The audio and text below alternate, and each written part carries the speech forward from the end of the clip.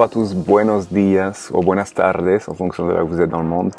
Alors aujourd'hui je voulais qu'on aborde un thème qui a été abordé je sais maintes fois, mais qui fait partie vraiment de la base en espagnol et pour lequel on voit encore beaucoup d'erreurs, surtout au départ quand on est débutant, qu'on commence l'espagnol.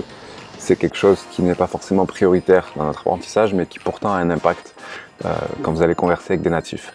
Donc important la différence entre ser, être et estar, être.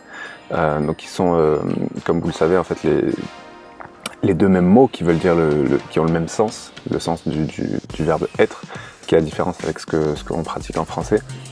Mais voilà, il faut savoir qu'il y en a un qui va être l'auxiliaire être, donc ser, et ensuite estar qui va désigner plutôt un état temporaire.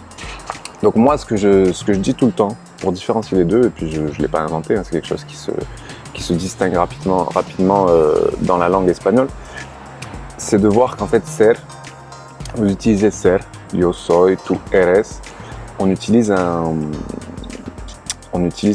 état qui est constant. C'est-à-dire qu'en fait vous allez utiliser ser quand vous êtes sûr de ce que vous avancez, que c'est quelque chose qui est constant. Par exemple, yo soy Jeremy, c'est mon prénom, je suis Jérémy, ça ne changera pas, que je sache, en tout cas c'est quelque chose qui est assez constant. Ok. Par contre, si vous me demandez comment ça va, comment estás, je vais vous dire estoy. Je ne vais pas vous dire soy bien, je suis bien, je vais vous dire estoy bien, je vais bien, parce qu'on est dans un état temporaire. Peut-être qu'aujourd'hui je vais bien, peut-être que dans une heure j'irai moins bien, peut-être que demain j'irai beaucoup moins bien, ou peut-être beaucoup mieux, mais en tout cas c'est un état qui est temporaire. Ok. Donc retenez ça de manière assez générale. Ser, état permanent, état constant, pardon, pas permanent mais constant. Estar, état temporaire. Ok, quelque chose qui peut changer. Je vous donne d'autres exemples.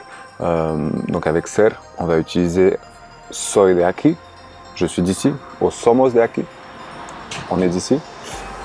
Soy francés, soy espagnol, je suis français, je suis espagnol, c'est quelque chose qui est constant, c'est ma nationalité, je ne changerai pas.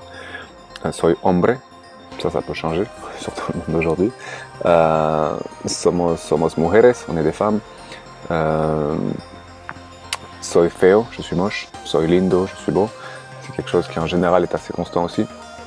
Par contre, si je vous dis avec estar, je vais vous dire me siento, je sais pas, je me sens fatigué par exemple, estoy cansado. Je suis fatigué parce que c'est quelque chose de temporaire. Je l'espère que si je suis fatigué tout le temps, c'est qu'il y a un souci. Ok. Estás comiendo par exemple, ça veut dire que tu es en train de manger. Donc ça, c'est aussi pour utiliser ce qu'on appelle le gérondif, c'est-à-dire utiliser un verbe et de dire je suis en train de le faire. Ok, je suis en train de manger, je suis en train de courir, je suis en train d'arriver.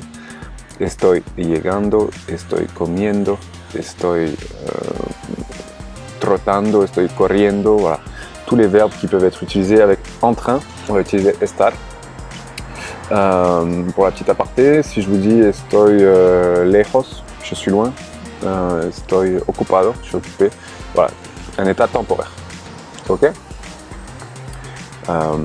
Donc voilà, ensuite, si je vous donne des derniers exemples assez simples, je suis malade par exemple, vous allez utiliser estoy enfermo parce que c'est pas quelque chose qui est quotidien, qui est permanent, c'est quelque chose de temporaire. Ok.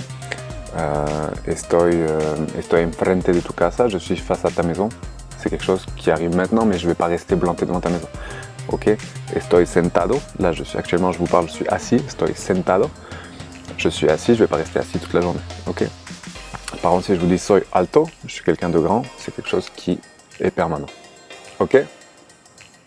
Allez, bye bye, bonne journée à tous. Au revoir.